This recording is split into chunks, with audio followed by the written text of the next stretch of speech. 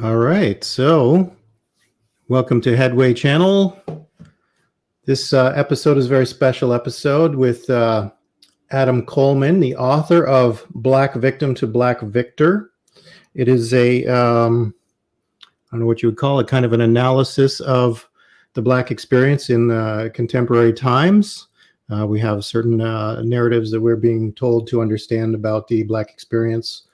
Also to listen to Black people when they have something to say about their experience. And so I'm here to listen to a Black man about his experiences.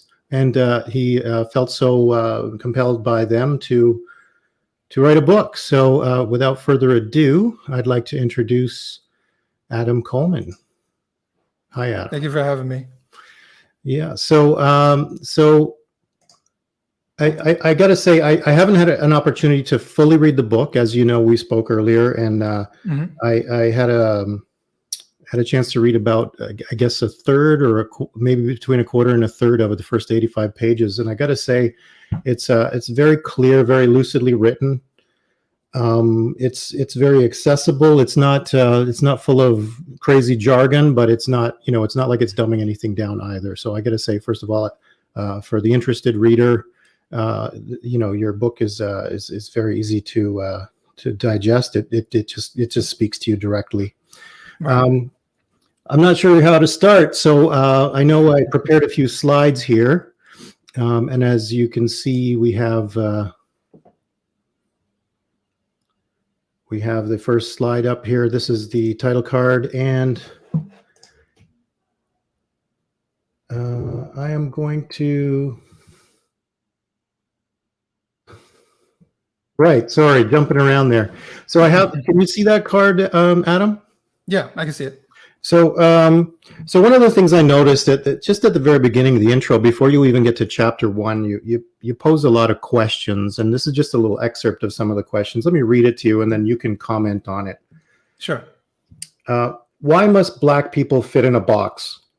Why aren't we allowed to decide for ourselves? Why must I fit a narrative? Why must I focus on race instead of class? Why does everyone think that they need to help Black people? Why are Black people tolerating lowered expectations from the liberal elite? Why must Black people be America's charity case? Yeah. These sets of questions are basically questions that I've asked myself for a number of years, but especially within the past couple of years. I've had a kind of like a political change, as being someone who admittedly is a former liberal. Today, I guess you can classify me as a conservative. That's the easiest way to probably classify me. But depending on the issue, I'm libertarian. But going from the left to the right, in order to make that switch in my life, I had to ask myself a ton of questions. Some of them were questions that I've asked throughout my life. Other questions were me trying to figure out exactly where I am mentally when it comes to politics, when it comes to society, when it comes to how I view Black Americans and how other people view Black Americans. And I started realizing that there's a lot of questions that people don't ask, just in general. There's a lot of just going with the flow, follow the tribe, whatever the tribe wants to do. And I think a lot of people are scared to question the tribe. No one wants to be excommunicated. But for me, a lot of my life has kind of been excommunicated. Being separated from certain people or moving around a lot. So kind of feeling disconnected and being questioned as far as my Blackness. That's happened to me since an earlier age. And so you kind of get numb to that. But those questions, being questioned about my Blackness and how Black I am and my mannerisms or my behavior or my interests, all of those things made me ask certain questions. One of the questions not listed is, how come my speech is racially classified? So how come the more ignorant I sound, that's determined as being Black? but the more proper I sound is determined as being white. And isn't that kind of like a degradation? Just on a vocabulary and speech level. And it's that kind of mindset that no hooded man on a horse burning a cross on my lawn has to say that you speak a certain way, boy. This is all reinforced within our community, and it's these type of questions that I always had for the Black community, for myself, that I wanted to outline. And I started off specifically with questions because one, it sets a groundwork for the rest of the book. So you can always kind of reference back to those questions as you're reading the book. And, the questions that I ask, I do that purposefully because I don't want there to be a declaration at the very beginning of the book saying, this is how I feel about this. Even to this day, I have certain questions. I try my best to answer these questions throughout the book. I try to give my opinion, and even if people disagree with my opinion, what I wanted to get through in the book is that at least you understand why I came to these particular conclusions. But asking questions is always the most important thing, in my opinion. And if someone can't answer those questions, or if someone refuses to answer your question, then that's how you know that this person might be trying to manipulate you or mislead you. So I wanted to ask those questions, and I wanted to try to answer those questions throughout the book. So that's really interesting. Partly because, I mean, I think to a lot of people it's obvious now, but I mean, why would you need to question your Blackness? Right? Like, can you give some examples of, maybe some of the earlier ways where you started to feel that your authenticity was being interrogated? Yeah. So, well, for one, I give the example of speech. I speak pretty clear. I don't really speak in slang. If I'm joking around, I might do that, but I'm pretty proper as far as how I speak and getting my point across. The type of music I listen to, I'm very open when it comes to music. I don't just listen to hip hop and R&B music. And while that's seen as the music to listen to if you're Black, then, I listen to some of it, but that's not exclusively it. I've always been very open when it comes to music, which is why, like, if I'm around Black people, I might not listen to certain things that I would normally listen to because I know they won't be interested. Or there might be that question like, why are you listening to this? I think over time, people have become more open-minded when it comes to music. So I don't want to paint all Black people as feeling this particular way. But I'm just giving examples throughout my life, certain moments of being placed outside of my Blackness. When I was in school, they would call me White Adam. And sometimes it wasn't even Black kids that would do it.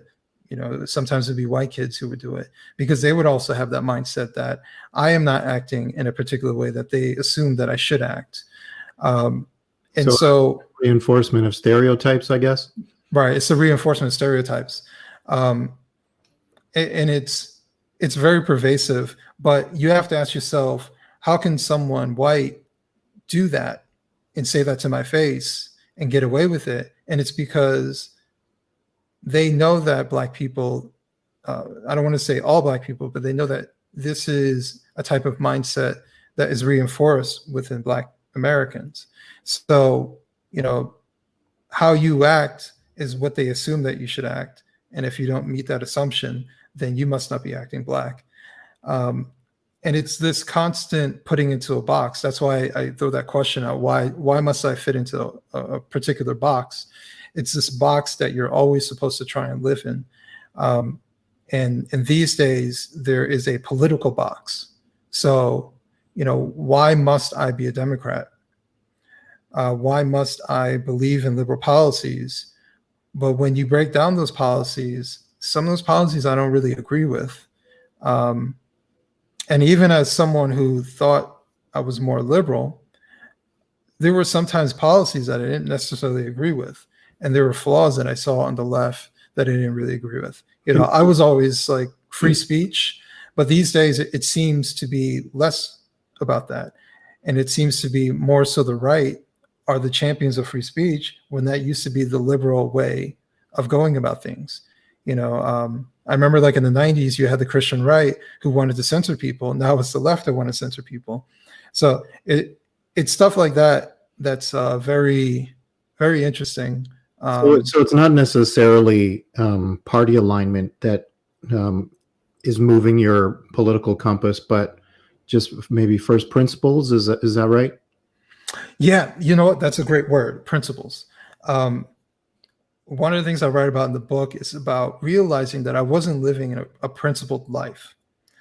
And while there were things that I was doing to try and just be myself, there were also things that I was doing, especially like on a political and social level, that I was living within that box and I wasn't being principled. So if I can be like, well, I like listening to music that maybe most Black people don't listen to, and that's perfectly fine. But why am I pigeonholing myself into this political ideology based purely on the idea that of racism or being supportive for Blacks? And that's how I used to think of things. My default was the Democrats are for Black Americans, and so I must stay within this lines, and then I must always make excuses for things that I don't necessarily agree with to stay within those lines because of race. And I wasn't being principled, for sure. That's a very that's a word that I use a lot in the book, just being principled. So can you give some examples of some of the policies that maybe you weren't aligned with the Democratic Party on, that maybe just didn't jibe with your principles? So, for example, I've always been anti-war. But part of the reason why I was against anti-war is because I'm not for the killing of people. So, for example, I was always against the death penalty. From an economic standpoint, from everything I've learned, it doesn't seem to make economic sense. The guys sit there forever, and then the idea that you can just kill someone and that solves everything doesn't seem to be morally right in my book, or at least in my head. So I was always against that. It's the same idea as to why I was against war. That's something that the Democrats are generally aligned with, isn't it? Yes, but I'm working way there. Okay. So I'm just trying to paint a picture as far as the unnecessary killing of people. But then I was okay with abortion, and that wasn't very principled of me. And I was almost kind of like trained to the point of saying, for one, I'm a man, I'm not a woman, and so I'm not the one who would be having an abortion. But I was trained to say that it's her body, it's her choice, and just leave it as that, and I have no say in the matter. And I talk about a scenario where someone I was with had an abortion, and how I felt like I wasn't being principled, I wasn't being a man, and I wasn't acting as a father to protect my child. And I allowed for that to happen. And I was always uncomfortable with it, but it was one of those things where when you're in the circle, it's kind of, I don't want to say casual.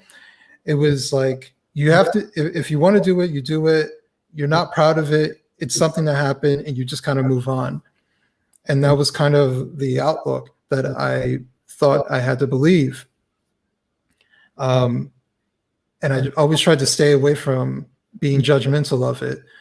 But if I'm being principled, why am I anti-war? Why am I anti-death penalty? But I'm okay with killing a child in the side of the womb.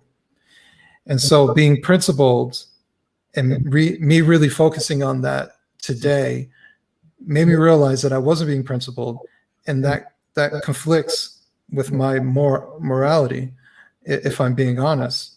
So that starts to shift my political views, because you can argue that both sides don't really like war. I think Americans in general don't really like war, especially unnecessary war. The death penalty argument can go both ways, both sides. Those two things aren't necessarily hard left or hard right, but abortion is a very key thing. The right does not like abortion. The left, her body, her choice, and that seems to be a very standard, standard viewpoint. Right, it's a very hard line in the sand, right? There's very hard line. Yeah, I've myself, I've had some. I dare to use the term debates. Usually there's a lot more missiles flying when you try to just find just a discovery on the positions, right? Before Mm-hmm. you've even taken a side, you say, okay, let's just put all the cards on the table. What are the different things at play here? And even just to try and lay them out, you end up in a crossfire, in a minefield. So Right. so you sort of stay with the canon for the party that you've generally accepted, or you're going to be ostracized. Right. So now, how does that factor into your blackness? Like I'm not black.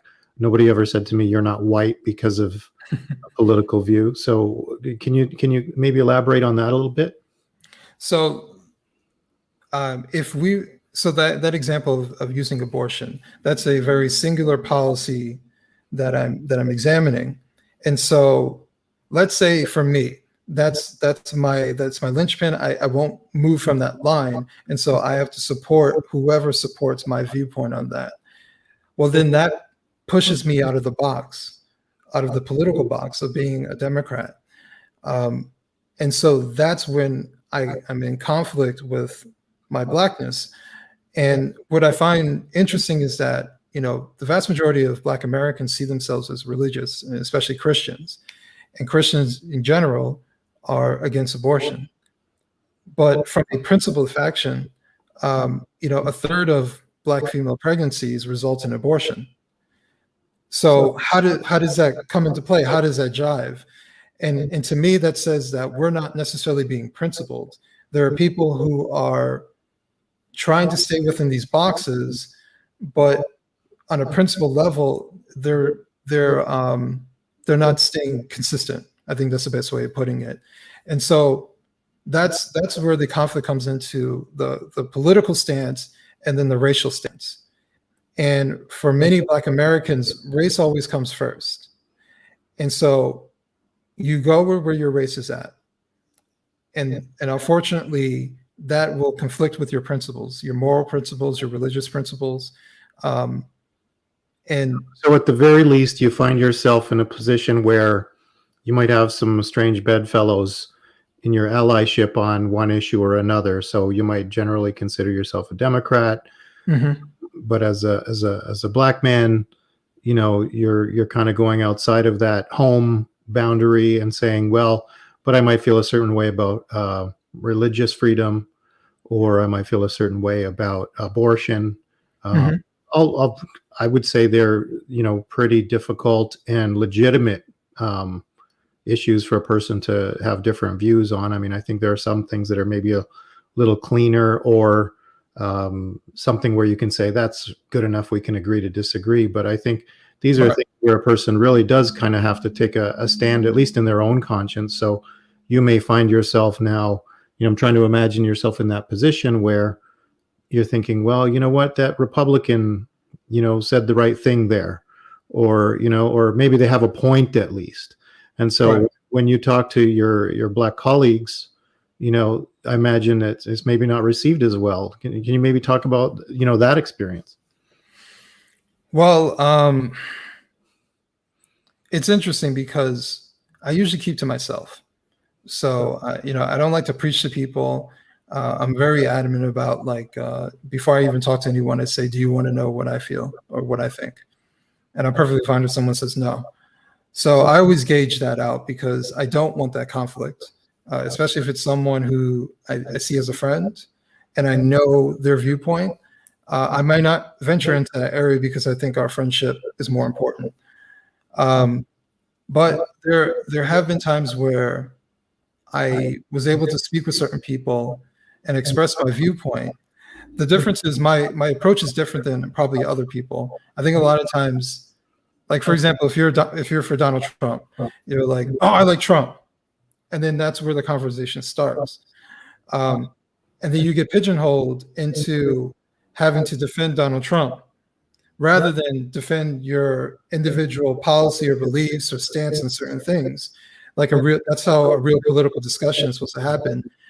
And I feel like since Donald Trump came into office, how we talk about politics has been completely poisoned. We're not able to be nuanced. It's, are you with him or are you against him?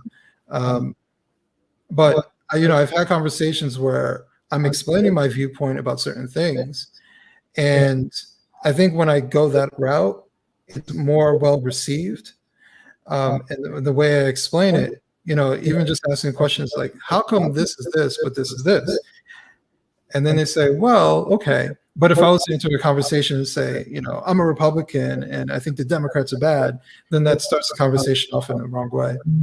So to kind of answer your question, I haven't faced a lot of pushback because of my approach in politics and who I talk to in politics and how I talk to them in politics. And one particular situation, we had he said, I hear what you're saying. I don't agree. And we're like, okay, that's fine. And then later he asked me, are you a Republican? I said, no. And I think he was surprised by that answer. Right. I see myself as an independent. I'm conservative minded. I have a healthy amount of distrust for both parties, to be honest with you. But I think it's that even down to political affiliation, it doesn't matter if black, white, or whatever. I think that's one of those things where we need to be more independent minded. I think most people are middle of the road, and you don't have to pick a side. You can simply choose selectively and go either way as long as they make sense. If it matches up with your principles, then that's perfectly fine. If you believe in all the liberal policies, by all means, vote for Democrats. That's perfectly fine. And even in the book, I try to say this book is not about convincing you. It's just to show you another perspective. So I hope that answered your question. No, that's fine. Yeah, and I'll try and kind of step through some of because we prepared a few cards. Yeah. Some of the talking points that I got from the book. The title of the book is Black Victim to Black Victor. Mm-hmm. What does Black victim mean to you? So Black victim, that means that you are incapable of doing for yourself and you need the help of others. You always need advocacy. And from a political stance, you need the government to supply you with your basic needs, your motivation to move forward, and the government is a measurement of your success. One of the big lies that we were told is that the reason why we weren't doing well economically, let's say post or pre-1960s, pre-civil rights, is because there wasn't enough black representation within government. But if you look at age in the population, there's barely any Asians within government, and they're doing economically better than whites. So government representation means little to nothing. And that's that big lie. We see a black face in office and we think they have our back. You can look at Barack Obama, but Barack Obama, he's an elitist, just like the rest of the presidents. All of these presidents who come into office, Harvard, Princeton, Ivy League schools. Barack Obama went to, if I remember correctly, Harvard and Columbia. Why wouldn't we see him as being part of the elite? Simply because he's black? So it's that idea that skin color representation means true advocacy.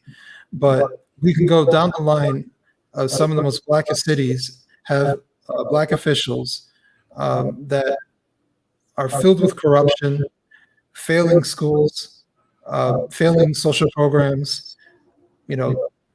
You look at, for example, Detroit. You can look at Baltimore. These are places that are clearly falling apart, that are failing in every measurable way.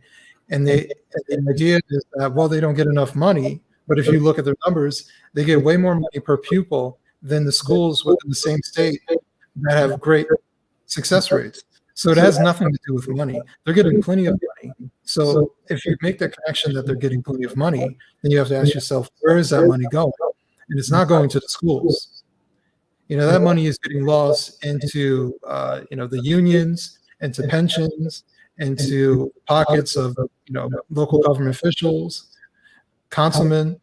And you look at cities like Baltimore, where, the reading grade, the reading average is extremely low. High school graduates are graduating from high school, they can't read, not even at a high school level. And yet they're getting moved on and passed on. And then they hit the streets into the real world, and they're failing left and right. Well, Baltimore County gets a ton of money per pupil. So where is that money going? So, it's this idea that Black representation within government has something to do with our actual success rate. But in actuality, you look at the numbers, you look at the outcomes, it means little to nothing. The people who are in office, once they're in office, they're part of a particular class. They're part of the government elite. They don't live, if the mayor of Baltimore doesn't live in the hood in Baltimore, more than likely he lives outside of Baltimore. He lives in a very exclusive area. So the idea that, because the mayor is Black, then he cares about us. Well, where are the results to show it? And the results are very little. So within the book, I talk about how we view government, in relation to race. And, we can go down the list of all the, public officials who are Black, who are corrupt in these overwhelmingly Black cities, who are Black run in every measurable way, in every important position, and they're getting failure rates left and right.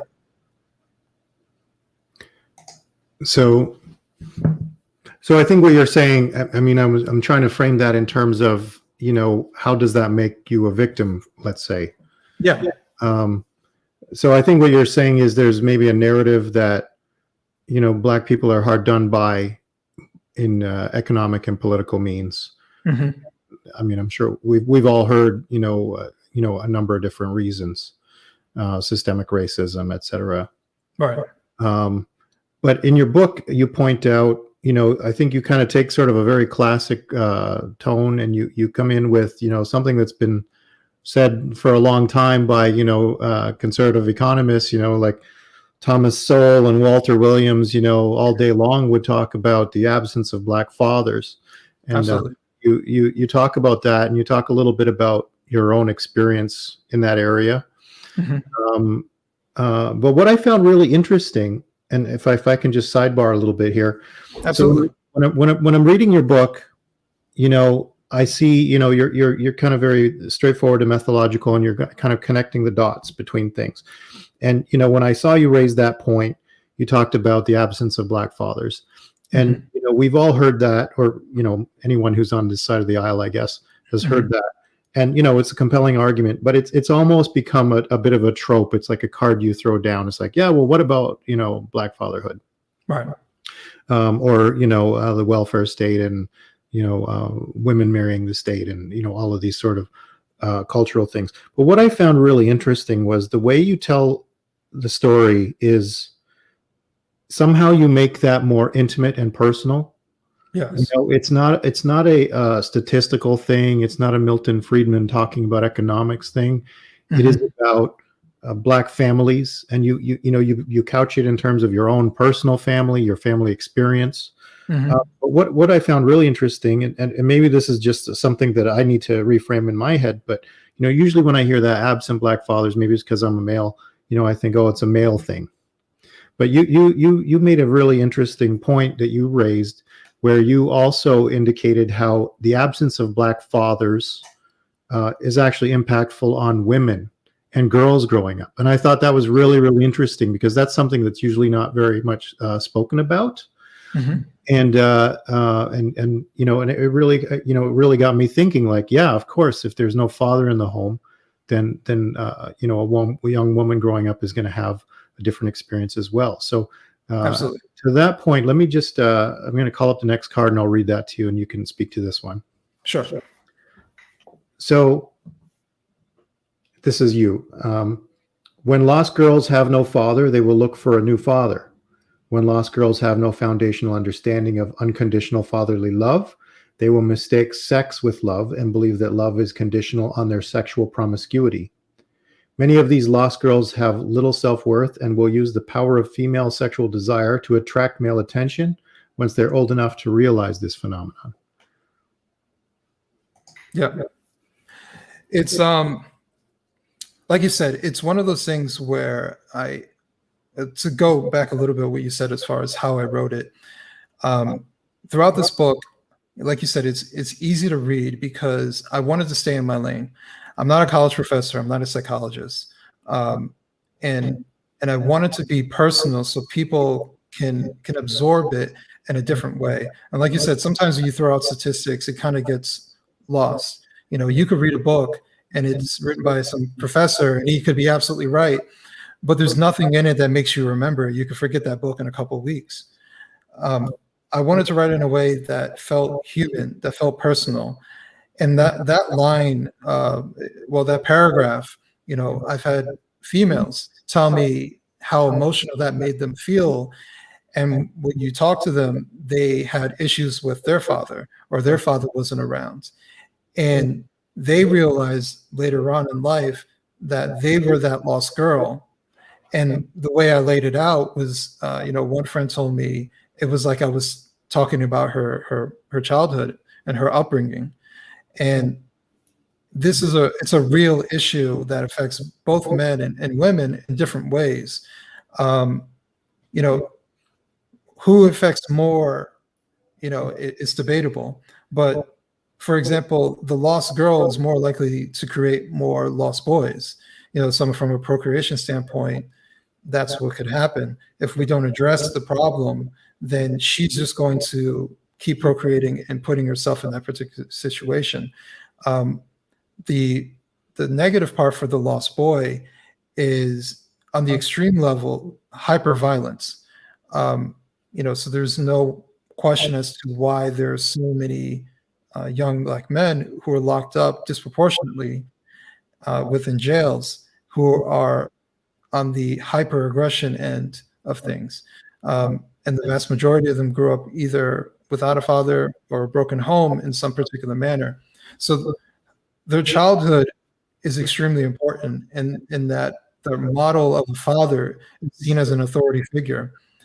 He is someone who's supposed to help you to stay in line and to be honest with you. And I think that's something that's extremely important for both. I think a lot of times what happens is also, when I'm pretty sure I outlined this in the book, when the woman doesn't have that fatherly figure, she doesn't appreciate male criticisms. And I think that's important. So the idea of like mansplaining, that's not a thing. Men cut off other men. We talk to each other. We're not doing that to be mean or to necessarily be chauvinistic or anything like that. We're just simply trying to explain our perspective. But women don't appreciate male criticisms. To me, that says a lot about who they grew up around. And I almost feel like the ones who really harp on that didn't grow up with a strong father in their life, and they're not used to it. Because I've heard Hello. male criticism. Sorry, you broke up there for a second. Oh, okay. So you've heard? No, I've heard the women who did grow up with a strong father, they're used to male criticisms. They're used to a straightforward answer. They're used to saying, hey, you shouldn't do this because this will happen to you. And I think the women who don't take that as a challenge, as a threat. If you say, you might not want to do this. It's like, how dare you tell me this? It's like, well, I'm telling this because I care. So I think that's something that's we don't really think about these days. I did find that pretty particularly interesting when I was reading the book, because from an economical standpoint, as I was kind of referring to earlier, you can just say, oh, well, father absence, causes, maybe less support for a child or something. And, there might be economic advantages to having a family together as a unit, and therefore you can have more purchasing power and all of that sort of stuff. Absolutely. But, and then, I said how, well, then there's the impact on the males. Mhm. And then, you point out the difference in that it has on females growing up without Mhm. fathers. And then you also kind of go a little further and you explain how that it creates a, maybe a vicious cycle where now you have a son or daughter who doesn't have their father. They develop certain attitudes. Then, in a culture where this is, more prevalent, they will sort of reify those behaviors because that's what they were, raised in. And so they don't know how to don't know how to live differently. And so it sort of perpetuates a cycle. You mentioned something also interesting, female aggression or female male behavior. You just set me straight if I'm quoting you wrong here, but I'm just trying to get the gist of it, that, that a single mother in the absence of a male helper in the home is going to maybe try to compensate by trying to be both the mother and the father. And so she's going to engage in some kind of masculine type behavior. And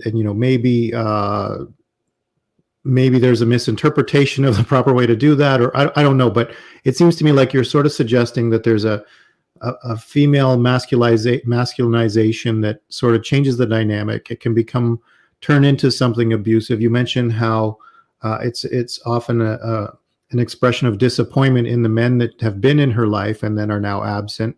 So there's a bit of animus added to it. So, maybe when she looks at her child, she thinks, oh, you're the spitting image of so-and-so who's no longer on the scene. So I can see how there's sort of like a reinforcement of disappointment, anger, and maybe even abuse in some cases that perpetuates, sort of a negative lifestyle. So is this something that, I mean, you mentioned how, you had some of these some experiences overlapping with that in your life. I'm not trying to malign anyone in your family. Do you feel that in some ways that made you a victim? That's an interesting way. Maybe circumstantially. I mean, the situation just in general put me in that position. Hold on one second, sorry. Or maybe, maybe not even you, but maybe like, is this your, a sense that you get that this is something the Black community struggles with? Yeah. So to go back a little bit, the masculinization part, I think, is something that naturally happens.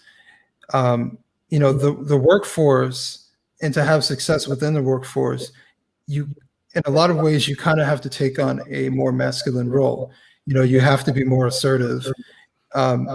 You have to take on the brunt of the stress.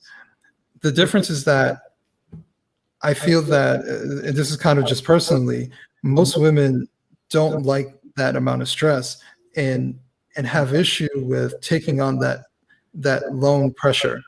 I think men are more naturally better as far as handling moments of stress in high tense situations. But when a woman is placed in the position where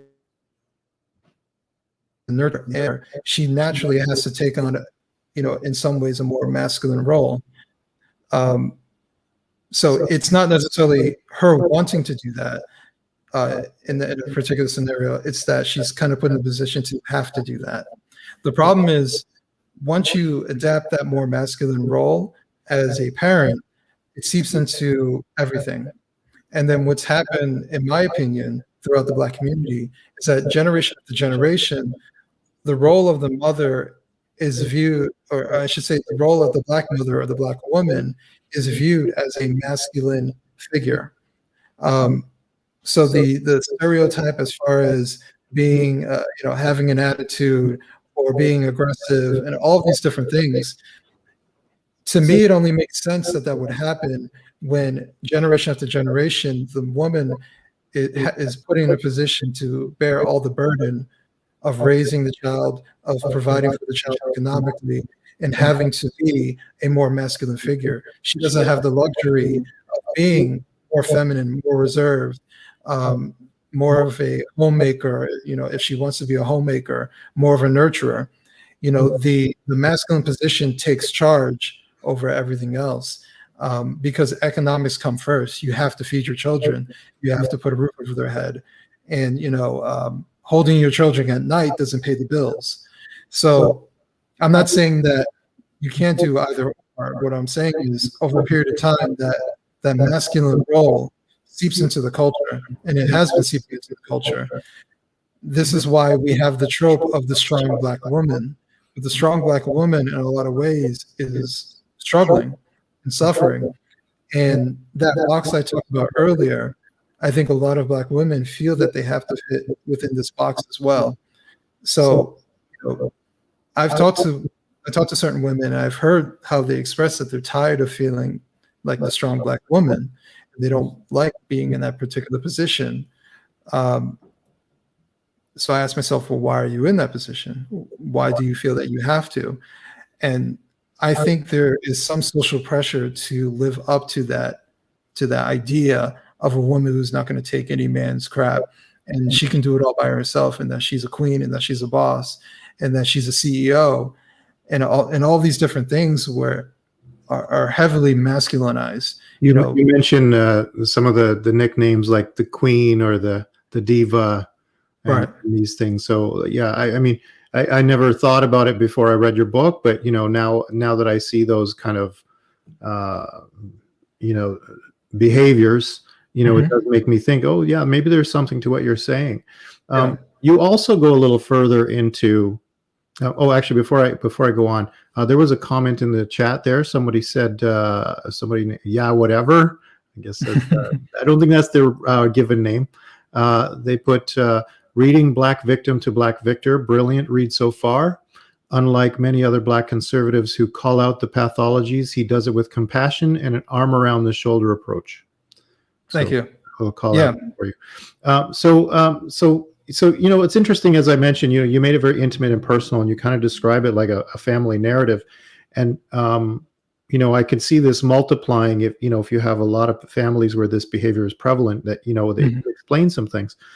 But you also mention how this maybe to some extent this masculinization of Black women can somehow result in a disrespect for authority, or am I connecting the dots incorrectly there? Like, what are your thoughts on that? Yeah, absolutely. So this kind of went back to what we were talking about. The role. What is the role of the father within the home? And generally speaking, the role of the father is of the authority figure. And also, just to clarify to anybody who's listening to this, I'm speaking in a more traditional sense when I talk about the roles. I am not saying that the role of the man and the role of the woman, either one is more important. The reason I'm highlighting the father is because it is something that is absent. And so something that is absent needs to be highlighted in a particular way. So, when I talk about the role of the father, that's the authority figure. The role of the mother is the nurturer. These are very traditional ways of looking at things within the family. It doesn't matter the race or culture or anything. This is just a very humanistic way of looking at things. When that authority figure leaves, who is the one who's putting in the safeguards to behavior, to addressing things? It's all put on the mother. But I think for a lot of women, they'll do it, but they're uncomfortable with being the disciplinarian. And so in some ways, they will become the disciplinarian, but they're harsh disciplinarians. And in other ways, they won't discipline. And then especially for young men, they need the discipline because young men can be chaotic. And especially if they're missing that father figure, they're going to search for it. They're going to search for someone to look up to adapt to. And Without that authority figure, no one respects authority to the degree that we think that they should. So if we want to look at the situations that's going on these days, you know, I don't necessarily want to single out a particular person, but a lot of the situations involving Black men and police officers, a lot of them result into resisting arrest. When you resist arrest, that is a disrespect of authority. And so this is why the family is the first authority that's extremely important within a household. Without that respect for authority within the home, that correction within the home, ultimately the state comes in and disciplines you. So the state will come and they'll arrest you and they'll discipline you by putting you in jail if you don't respect authority enough. From a female perspective, prison isn't necessarily the concern. The authority perspective when it comes for the young women is simply just a respect of men just in general. So, men like to assert authority, but how we assert authority is done generally in a respectful way, but in a more direct way. And if that authority is missing, then women don't know the difference between our criticisms and our wanting to care for them as being a threat against their womanhood or a threat against their freedom or something of that nature.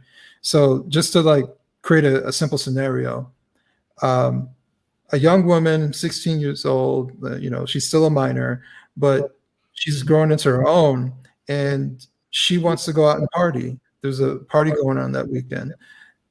There's a father that's in the home that says, no, I don't want you to do that.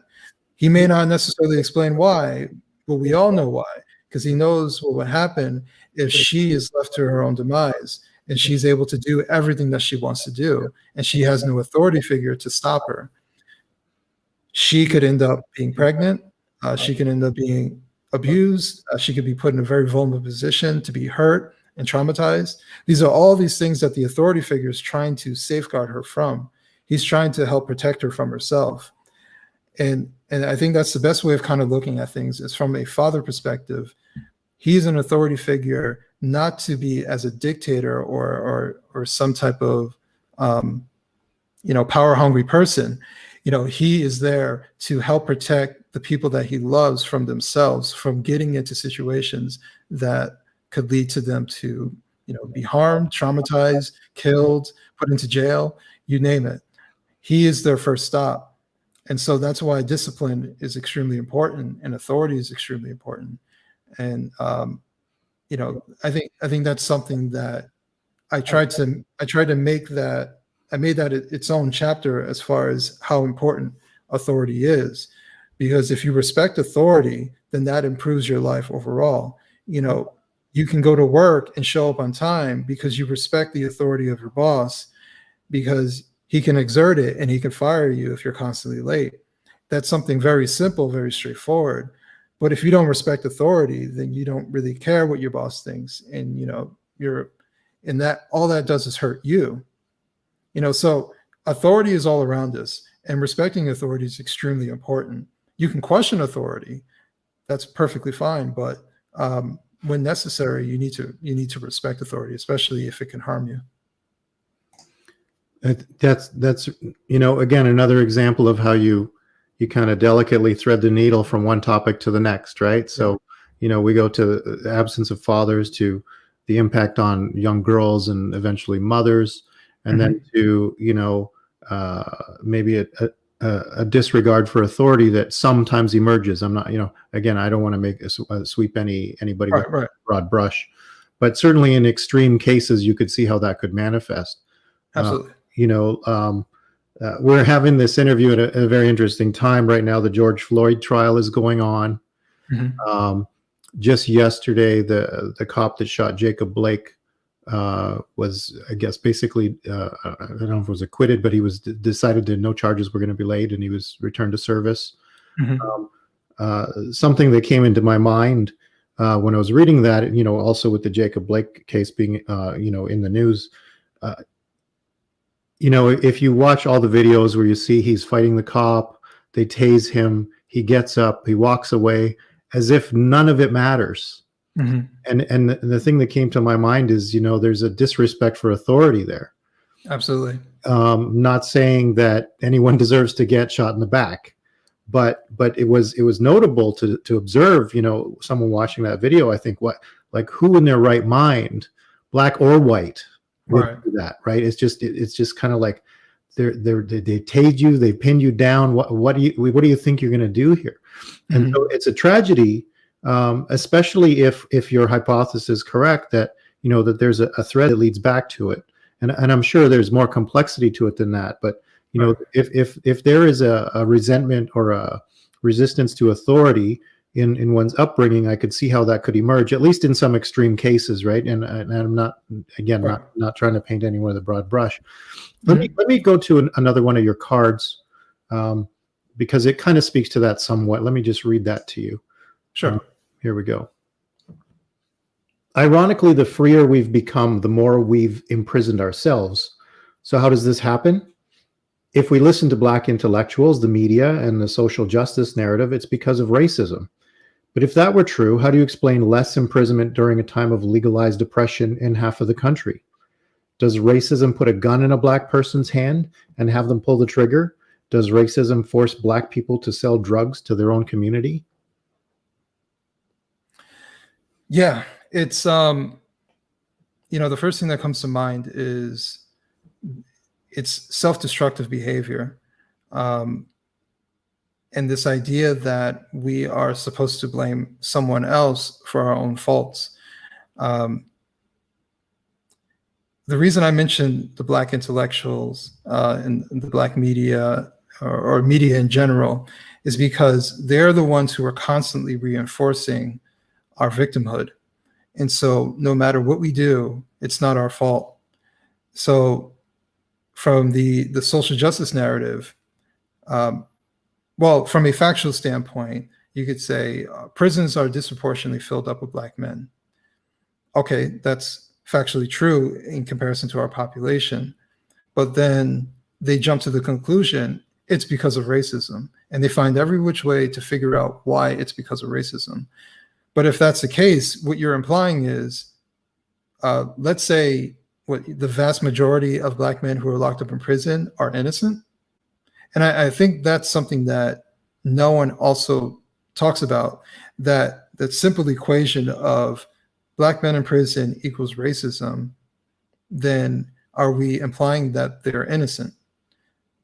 And I would say that is factually untrue. If that was true, that would be the biggest scandal in U.S. history of all these innocent Black men who are locked up in prison. But we can safely assume that it's not true. So if it's not true, then there is some individual responsibility that takes place in the vast majority of these situations. You can talk about over-policing in the Black neighborhood. That's fine, but people generally don't go to prison and go to jail for long sentences because they're innocent.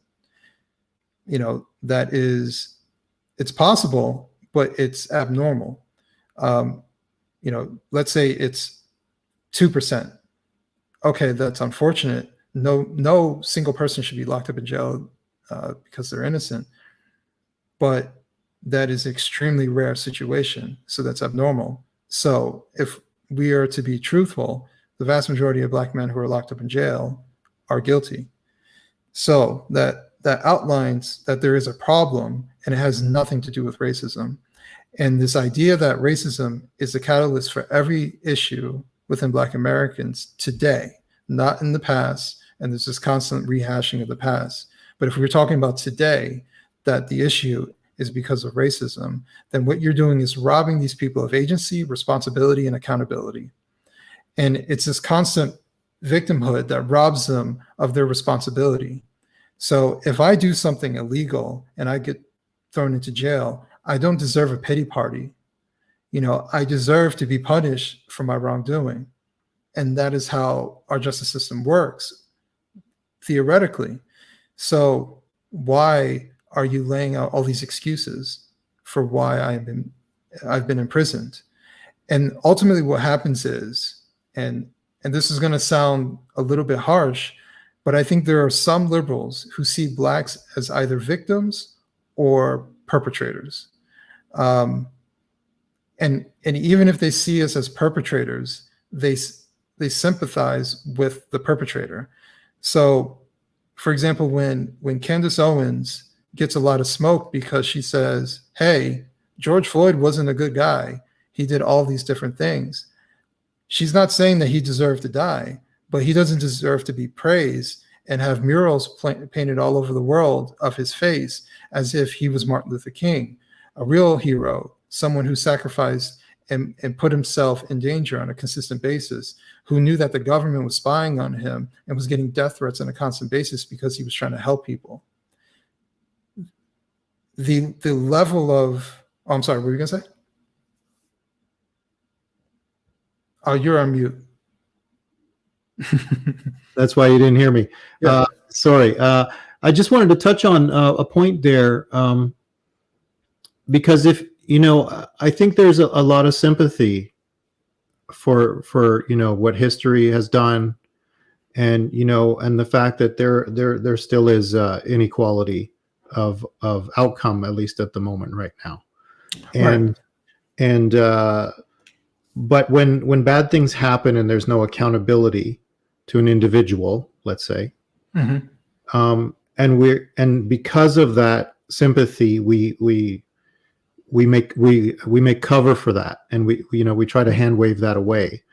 I think what it does is it fails to address the issues that might be upstream that could be used to correct that. And politicians will say, well, we just need to pump more money into program X or program Y. But I think what you're saying is that there's also a cultural component. Walter Williams and Thomas Sowell would say, well, maybe we're going to change something about our approach to the welfare state or something.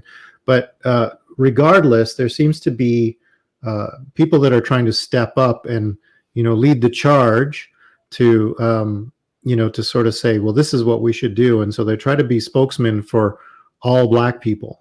Right. And invariably you're gonna miss the mark for somebody, right? Because Black people are not a monoculture.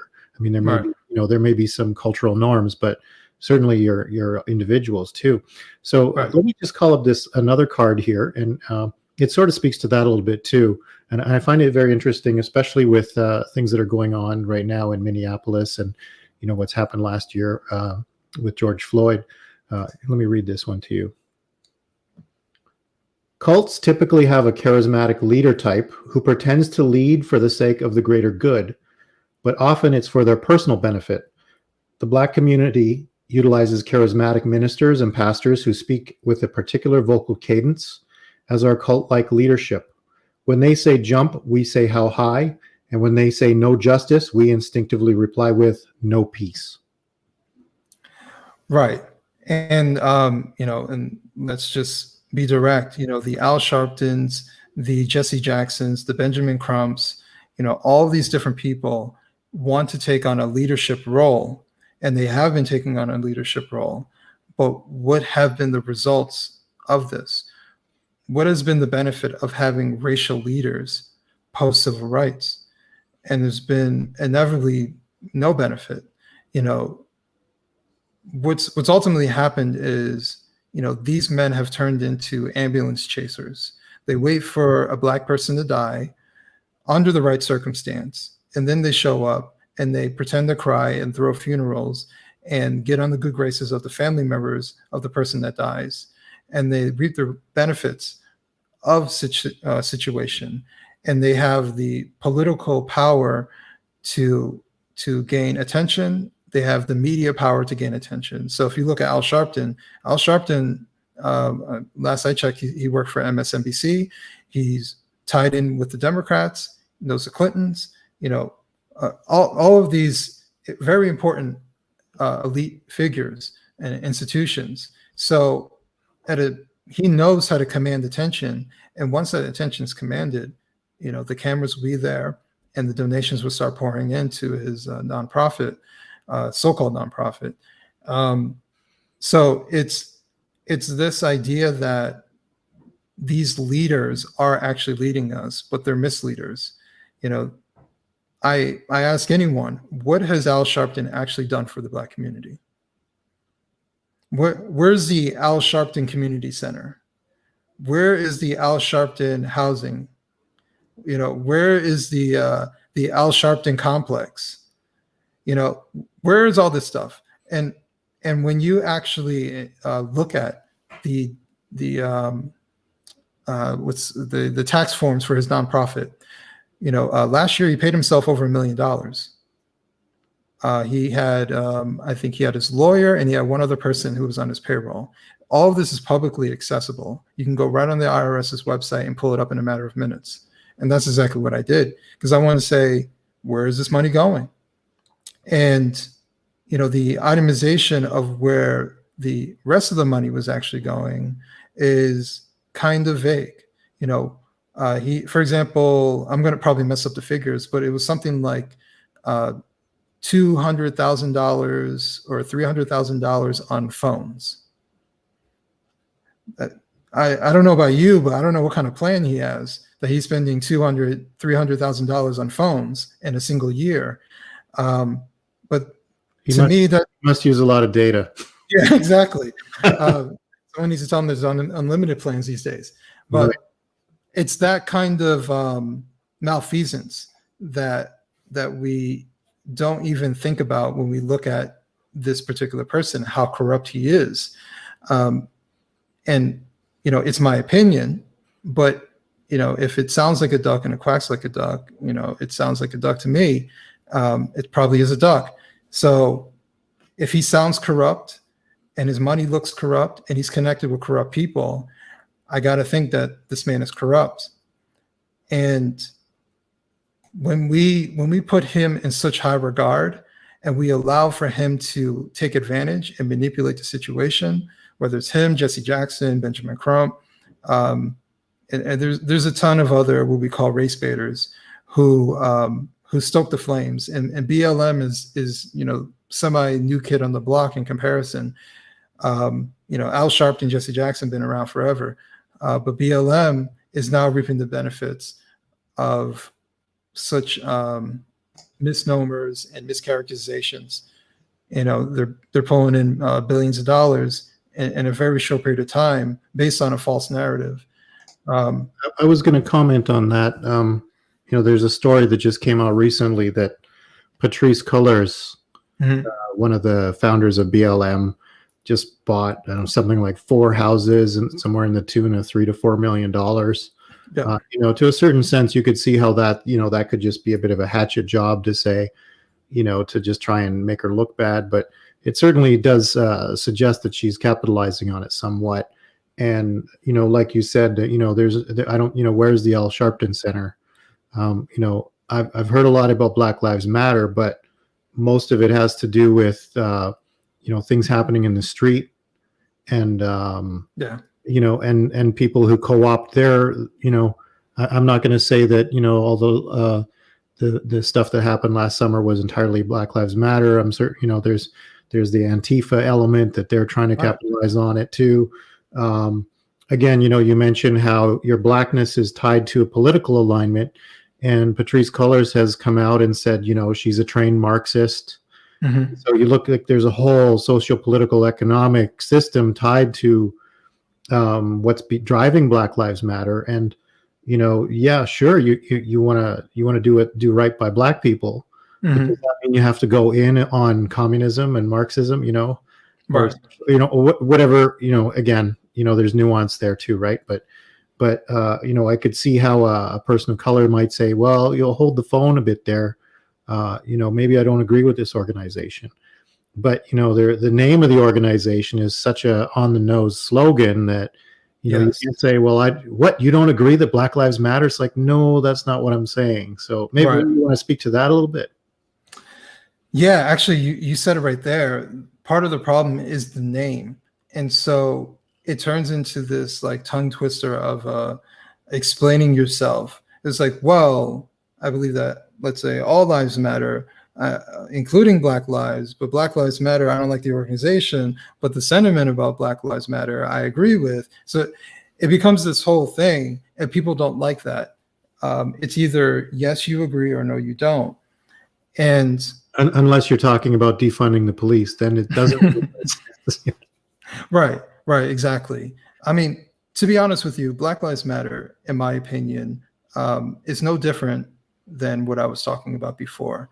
Race, put it like this. I'll give you like a little bit of an example. I have a friend that lives in Germany, and she gave an example of the refugee crisis that happened the refugees coming into Germany. And all of a sudden, all these different organizations popped up. They wanted to help, or allegedly wanted to help the refugees, all these different services, lawyers, all these different things. But what happened was it created an industry. And my thing is, once there's an industry, it's hard to get rid of it. So if we were to go back a little bit, the civil rights era accidentally created an industry. If you think of it from a grand scale, we, as in Black Americans, or Martin Luther King and other Black leadership, got the government, one of the most powerful governments in the world, to get rid of its laws that was affecting half of the country, all simply by advocacy, protesting, and consistency. So if you're able to get an extremely powerful entity to do something for you, that's ultimately going to set an example, and it's going to create an industry. But the thing is, the side effect has been is creating an industry based off of race.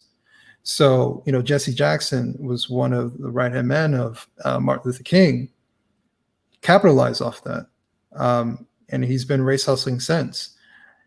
So, it's this industry that Black Lives Matter is just stepping in. They're just another one of the race hustling that's been going on for decades.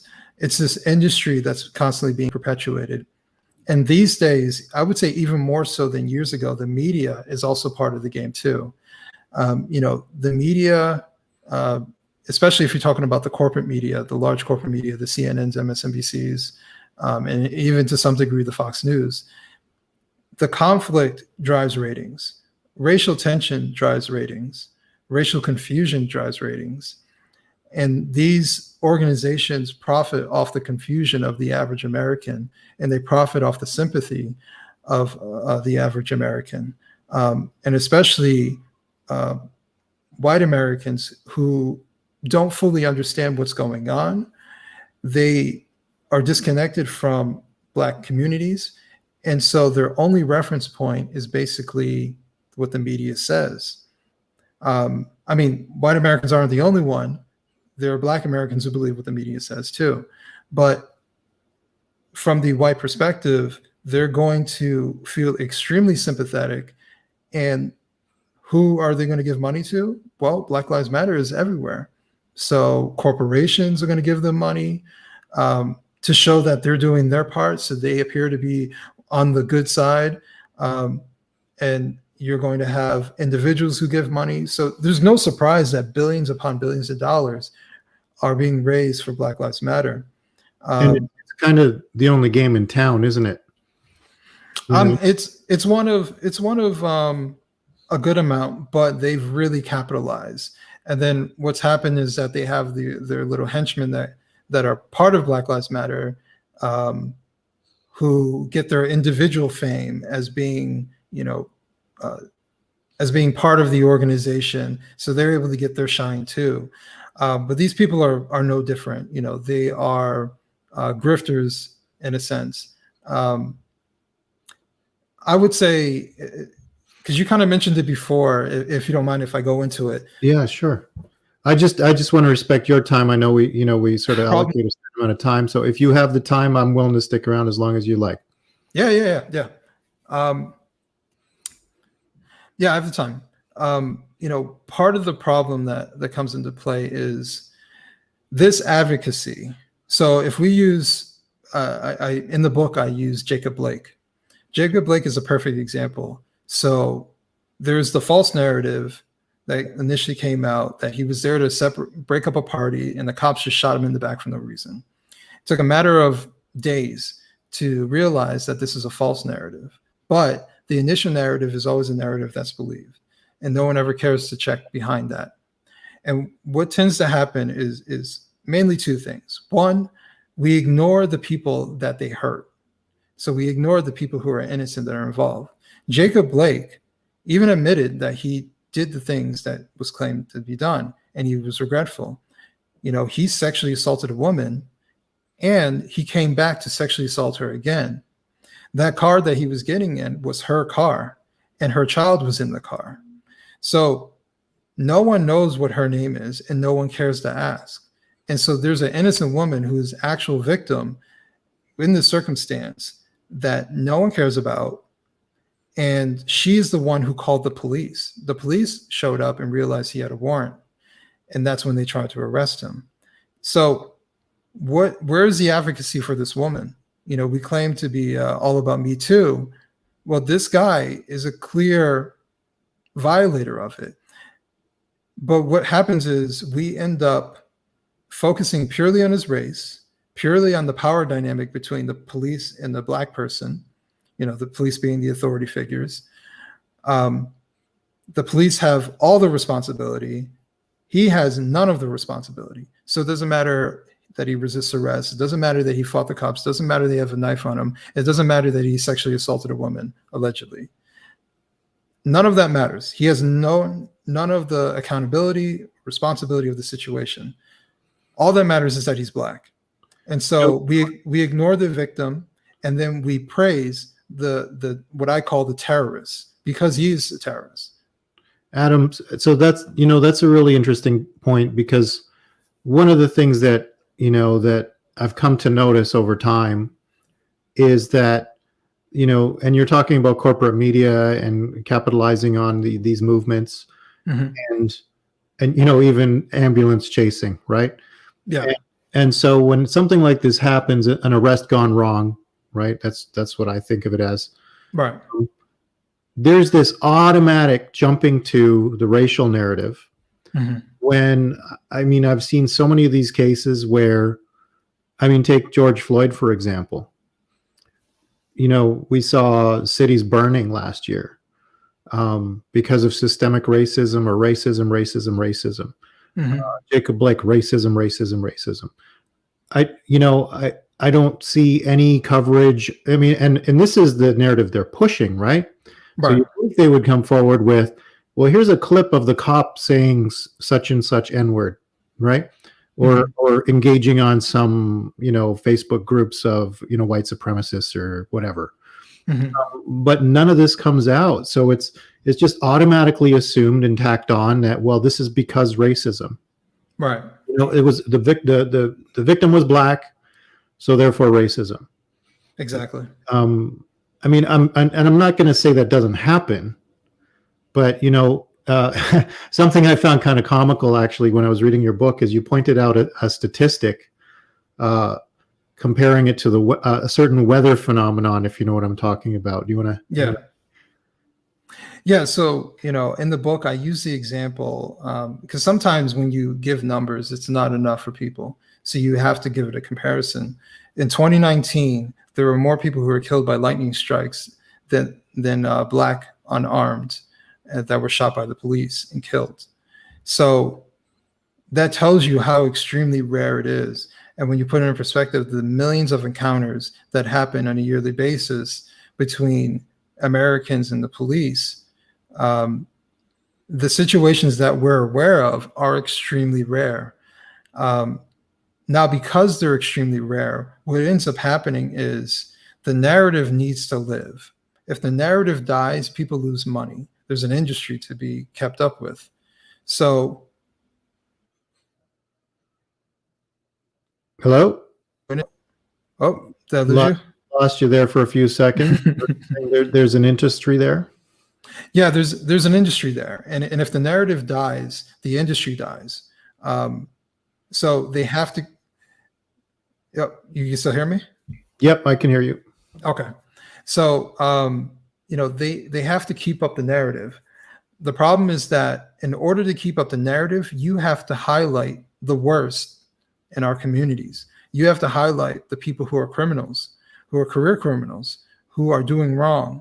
These men that we're crying over, they weren't on their way to church. they weren't law-abiding citizens.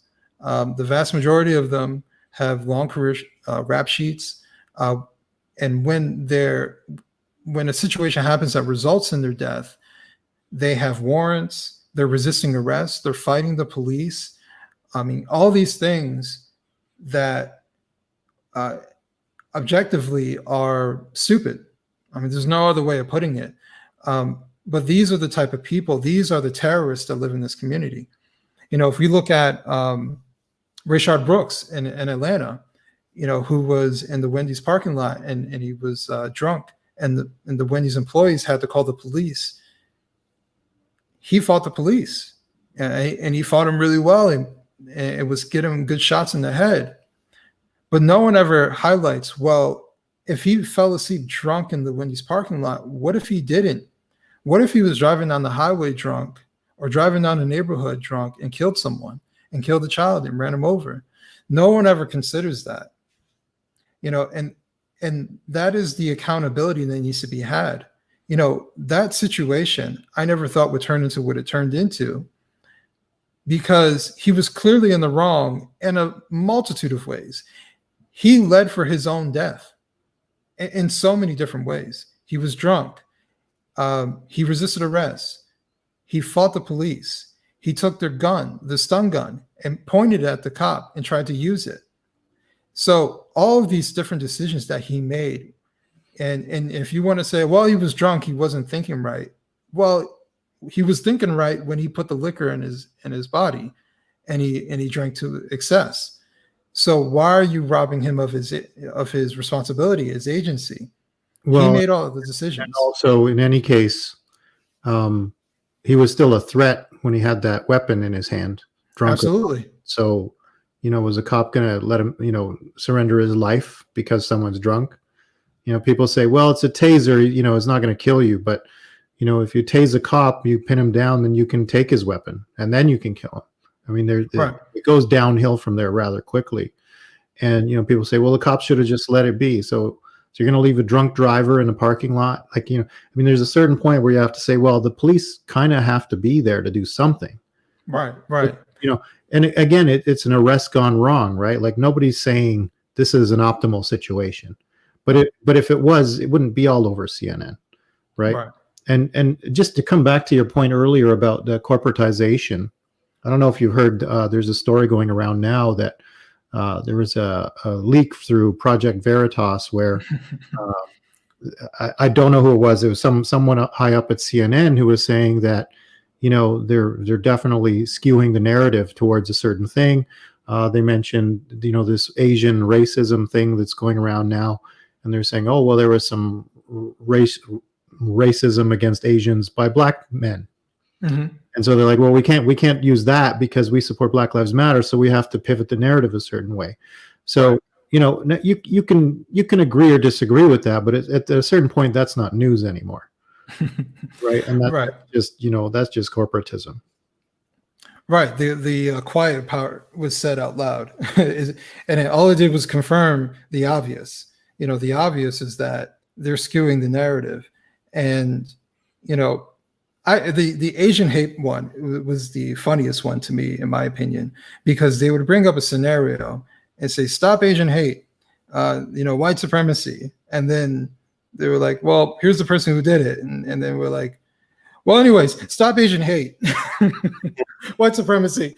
And it was like, you guys missed that. Like, all these situations that you're talking about involve black people. So your narrative of white people being the blame for everything is kind of incorrect. More than kind of, it is incorrect. And me saying that isn't to say, see, black people are the problem. The purpose of me saying that is that the media is lying. And so if the media is lying about this, what else are they lying about? Well, and I think, you know, to speak to that a little bit, I think there's also a more pernicious thing happening behind the scenes here, because, you know, and I'll bring about that Asian hate thing where you're saying, you know, that these were, you know, black individuals, and I say individuals deliberately, because they were black individuals. right? A person who happens to be black is not a black person. This is a political distinction, right? And so, Mhm. you mentioned Martin Luther King when he brought up, I want to see my grandchildren to, be judged by the content of their character and not the color of their skin. Right. There is a very deliberate push to reverse Martin Luther King's objective there. And it's in corporate training, it's in all kinds of things where they say, well, you can't be colorblind because that means you don't see that the person is black, which of Right. course is tone deaf, right? Mhm. Because that's not what that means at all. That's not what Martin, but it comes out of Kimberly Crenshaw's, intersectionality, and Mhm. we get into all of that stuff, but critical race theory. But there is actually, I think there's a bit of a bait and switch being done to the public here, where we have, people that remember the '60s human rights movement, right? Martin Luther King at Right. the helm. And everybody's like, yeah, I want to get behind that. There's still some more work to do. So let's push a little harder and let's clean up the rest of these disparities. Mhm. Unfortunately, that good spirit of people that really want to make a positive difference in the world is being exploited with a bait and switch, because now we're saying that the first principles behind that movement, which had people going out in the streets holding signs that says, I am a man, was really Yes. saying, I am not, don't look at me as black, look at me as a person. Right. And so now Kimberly Crenshaw in her intersectionality doctrine basically says, no, you can't do that no more. You have to look at somebody as a political identity. And in fact, the deconstruction stops there. You're not allowed Mhm. to say, I can be colorblind. And that's actually considered to be a microaggression. And so Mhm. now what you have is people like, now you got this thing where stop Asian hate, and we can say, yeah, let's stop that. But well, in this particular case, there was some black people, so we can't go there anymore because now we stop at the boundary of race, right? We can't say you're an individual anymore. So now when we could say, yeah, you know what, sometimes black people can be racist towards Asians, but that now you're placing a race against a race, and both of them are non-white, so we just drop it, right? Right. So I think that there's an impetus on the behalf of the public where they want to do the right thing and they want to advance the efforts of the human rights movement of the '60s, but I think they're being hoodwinked by this bait and switch where we're now reintroducing racial essentialism, and I do worry about the future of things if we can't flip it back over again, because last summer was a firestorm. Many cities were burned, and it's not just about property. There were lives lost. Right. And, here we are in the middle of the George Floyd, Derek Chauvin trial. We've got the Jacob Blake thing just flipped over. Now we got this Dante situation. It's Mhm. just ready to go off. And if the media doesn't act responsibly and start looking at this with a little more nuance and stop saying that it's all automatically racism, you know, people are sensitive, and black people do have a reason to be concerned. And there are people in living memory who remember segregation. This is not something that's ancient history, so people have a reason to be sensitive and maybe a little bit triggered. But then for God's sake, let's be sensitive about not triggering them Right. instead of deliberately seeking to. I don't know, that's, Right. sorry, I went on a little rant there, but that those are my Yeah, and so the media is not going to be responsible. I'm not even optimistic about that. What I am optimistic about is how irresponsible they've been and how they've showed their hand, and more people are waking up to it. I think part of the problem is that the media needs a boogeyman. They always need a boogeyman. So while Trump was in office, everything revolved around Trump.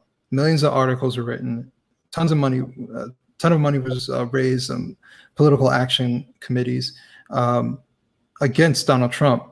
And so what happens when he's no longer in office? He doesn't have power, and he's just a guy like me. Well, that's why when he first got in office, they said, Trumpism. this Trumpism, what are we going to do? But obviously that can only work for so long.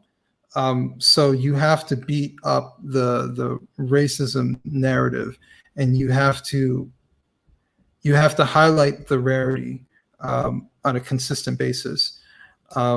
So what I fear is that 2021, even more so than last year, will be the year of racism, because they no longer have Trump. They're not critical of Joe Biden. So what is the general media going to talk about? White supremacy, racism, hate groups. And what you mentioned it before about segregation. There's remnants of segregation that's starting to come up, having person of color spaces. But they're doing it and from a seemingly compassionate way. But I remember the phrase "separate but equal," and that sounds a lot like what's starting to happen, where they're saying, "Listen, I don't want to infringe on a Black person's space, so why don't you guys go over there?"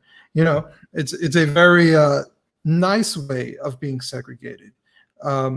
And then you also have Black people believing that they deserve to be segregated. Why? Well, because they're being haunted by white people on a consistent basis. So we should be separated. So it's like history is coming full circle. We fought for, generations to be seen as equals, to be part of society like everybody else. And now we are starting to have the fringe on the far left fringe, whether they be white or Black, advocating for what we escaped from in the 1960s. Yeah, and I think maybe some people don't really appreciate that, when the older generation reflects on that and they say, look, you're kind of missing the point there. They just bounce back with, okay, boomer, right? This glib Right. cliche. But, we really did fight hard for the progress we have. And, Right. And it was worth fighting for. We were not in a great place, so, but to see all of that being dismantled deliberately and exploited by media and politicians as well, Absolutely. in the name of caring, we're going to burn down the whole world. And this, these movements, they're not just in the United States, they're being exported to, I'm in Canada, it's in Europe. You have these Black Lives Matter protests in the UK where their history is entirely different, but yet the narrative carries forward because there's something to be said about telling a compelling story. Right. And the UK is always interesting to me. Like you said, it's a completely different history, but I don't see it working as well when it comes to the race part in the UK. Like it is in some ways. I know a couple people who are in the UK, and I talked to them about it. The critical race theory is slowly seeping into their world. The thing is, the average person is like, you're being silly. And so it's not working the same way because it's almost like, the blueprint to help build this building. Well, it doesn't work on this foundation over here. It's a completely different foundation. So what you're trying to build on, you might be able to, but that building is not going to be structurally sound. So they're trying to take the American blueprint and export it into other countries. I think also what ends up happening is when it doesn't work for advocating for Black people within, let's say, the UK, it turns into wanting to advocate for Black people abroad. So almost like, oh man, I can't remember his name. Remember there was like the whole campaign of that warlord in Africa. 2012. Yeah. It's something similar to that. We're extremely far removed from it, but now all of a sudden we're like these activists who really care about stopping this warlord. Even though it's so far away. We have zero impact on what happens over there. But showing that we're people, we care about what this warlord is doing, makes us look good. So we all of a sudden become these African warlord enthusiasts over here who want to stop them. Keyboard warriors chasing a meme. Right, exactly. And I think that's something similar when let's say a place like Germany, which the black population is extremely small, and the history of blacks in Germany is completely different because it barely exists. Trying to use that framework doesn't work, but you look like a really good person if you care about human rights and human rights all over the world. So that's why, to me, it always looks silly when they're marching down the street for Black Lives Matter, in the UK or in Germany, and there's barely any black people there. And so it's like, well, who are they referring to anyways?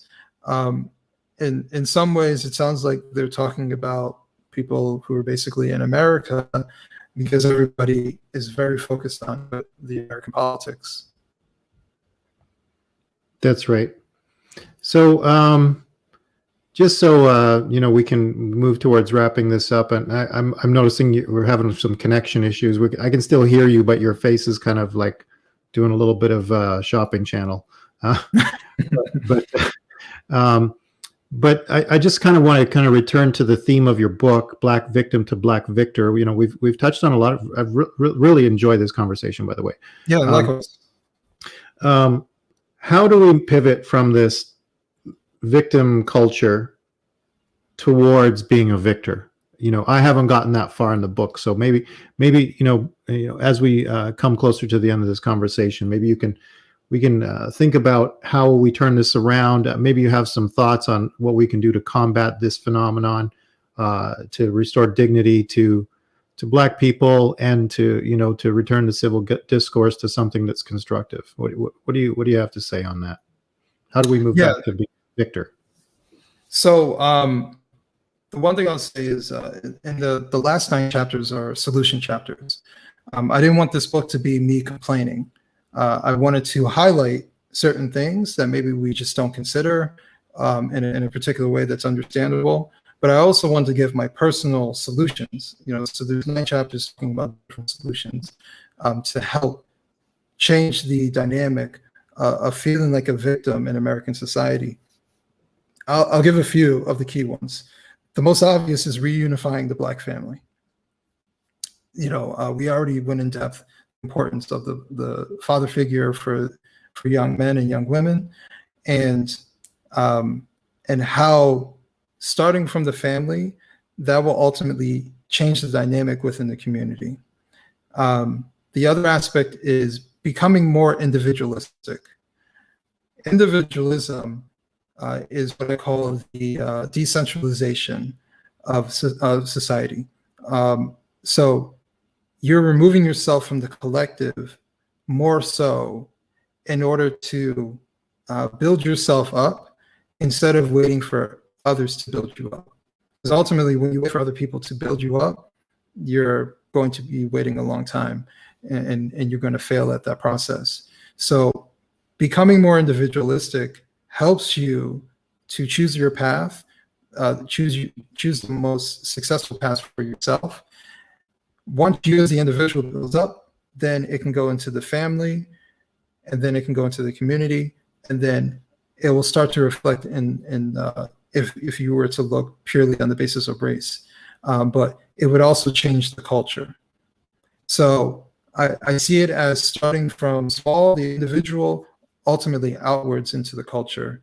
One of the, I'll give 2 more. Accountability and responsibility. I kind of see them all in one. Being accountable for your actions, holding other people accountable for their actions. If you do wrong, take the punishment, handle it. If you see someone doing wrong, call them out on it. I'm able to say that these men aren't good men. I don't care if they're Black or not. If they're white, Hispanic, Asian, they're doing wrong. and it's being principled to say that someone's doing something wrong. And there's nothing wrong with holding people accountable. And actually holding people accountable allows for them to keep their power. There is power within accountability, because if you're the one at fault, that means that you're the one who can change it. And I strongly believe that. I would say the last thing I would give, just so you can wrap this up, is accepting people and finding ways to unite. So I use the example of finding commonalities with people. And I think what happens is the racial narrative gets thrown around to separate us, to separate me from you because I'm Black and you're white.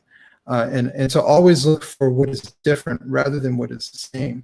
And I strongly believe that the vast majority of Americans have a lot of things in common. They have some things that are quirky and different. And yes, there are some cultural differences between, Black Americans and Hispanics and whatever, but those are minor differences. We all essentially care about the very basic of things. We care about family. If you're religious, you care about God. There are a ton of things that you can find commonality with. I use the example of having a friend who's in his 70s, he's white, and he's a veteran. The only thing that we have, well, I don't want to say the only thing, but the one thing that we were able to find commonality in is our trauma from neglect from our fathers. He doesn't know who his father is. I knew who my father was, but my father wasn't in my life. And it's that one way of trying to find a way to connect to each other. And he's one of my biggest cheerleaders. He supports what I'm trying to do. And it doesn't matter that he's older than me. It doesn't matter he looks different than me. We were able to find a way to connect to each other. And I want it to be very clear. There are people who are elite. There are people who profit off of the pain of other people, off the pain of Black people, off the confusion of white Americans and other minorities. There are people who profit off that, and they want a divide and conquer situation to occur. And the more we stay divided, the more they stay in power. Unification is extremely essential if we're going to have or continue to have a successful America and a successful society. If multiculturalism is the goal, then we have to find ways of having commonality. It does us no good if we have separation. I completely agree. And I think, there's a lot of talk of diversity, but diversity needs to go, more than skin deep, right? Absolutely. We need to talk about what's different between us and embrace our differences and not just, oh, well, there's, X number of Black people and white people and Asians and Native Americans and LGBTs. It's, how about diversity of who you are as an individual, despite those things? I think we should be able to see each other heart to heart and not as a label or as a category. I think that's ultimately demeaning and pits us against each other because we are tribal in our nature. And so if we can't help but be tribal on something, let's be tribal on our humanity versus against inhumanity, not on racial lines or some identitarian standard, but just as an individual. If somebody is a horrific being and they like to rape and murder people, maybe let's align against that rather than that person was a certain color, right? I think we can agree that if somebody murders somebody, it's bad no matter what their skin color. Absolutely. I like what so you kind of called out the reunification of the family. I think that's a good one. I think it's often overlooked. I have some experiences in my life where, I felt my family had a similar pattern. The individual, I think, is really, really high up there. But another one along the way, I think also that you could maybe add into the mix is intent. Because sometimes we're in this area now where somebody can say something without meaning to harm, and it's immediately taken out of context as that person is deliberately trying to hurt someone. And I think that's just unfair to truth. So yeah, I think we got a ways to go. I do worry about where we are. There does seem to be a push. I fear that it will get worse before it gets better. But I think with people like yourself coming forward and being courageous, I'm sure, you've probably taken some pushback, and I imagine you maybe been called a few bad names for taking this position. But I imagine you also gave some thought to it before you decided to come out this way. So I think that people like you and myself maybe need to stick our necks out a little bit more and have these reasonable conversations. It's not that hard, Right. And let's just be honest with each other. Absolutely. Honesty is key. And I also just want to call out one last thing here. You mentioned that this book is dedicated to your son. Mhm. Maybe I just want to give you an opportunity to, maybe your son will watch this video sometime in the future or something. You got something you want to say to him? Well, my son knows that how much I care about him. He's seen my other interviews. I didn't really tell him because I wanted him to see me finish, and I actually never showed him anything I wrote. He actually hasn't even read the book yet. I just got him a copy. He'll get it tomorrow. So, he hasn't even seen the dedication and what I wrote in there, but he's heard me talk about how important his existence has been for me, and how I've always been willing to sacrifice for my son.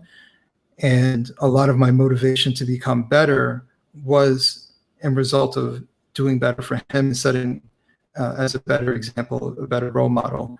As he's gotten older, I see how he looks at me. And while not having a father in my life, all of this is still somewhat new. I didn't have a male figure to look at and admire. And so I understand the power of me doing what I'm doing now, me speaking up. And I understand how important it is to teach him to speak for himself, question authority. I've told him to question me. If I say something, it doesn't make any sense, question me about it. And that's perfectly fine. I told him our relationship is based off of honesty. And I don't care how uncomfortable it is, you tell me the truth and we figure it out together. And I'm trying to model a behavior for him of masculinity, strength, resilience, and belief in self. And I'm extremely proud of who he is today. He's 15 years old, and he has a really good idea of what he wants to do once he's done with school. And he's aware that what he may do may not work, he may fail, and that's perfectly fine. And like I said, I don't lie to him, I'm honest with him, and he's perfectly fine with having to struggle in order to find success. So I wanted this book to be a legacy, something that he can show his son, assuming he has a son or a daughter, but just to move this on as a positive legacy for myself, because one day I won't be here. And the one way to stay alive forever is to leave a legacy behind that's something that is proud of, something to be proud of. So that's always been my goal. And that was my motivation to start writing, or want to start writing in the first place. That's fantastic, Adam. I got to say, I still have more of your book to read. I've really enjoyed the amounts that I've read so far. I'm definitely looking forward to the rest. I will post some links in the video comments or the video notes for anyone interested in learning more about your website and about your book. Of course, I got to do the shameless plug and say, please smash the like button and subscribe and all that fun stuff. Adam B Coleman, thank you very much. It's been a privilege to speak to you. Same here. Thank you for the opportunity. Fantastic. We'll have to do this again in a couple of years and see where we ended up. Yeah, absolutely.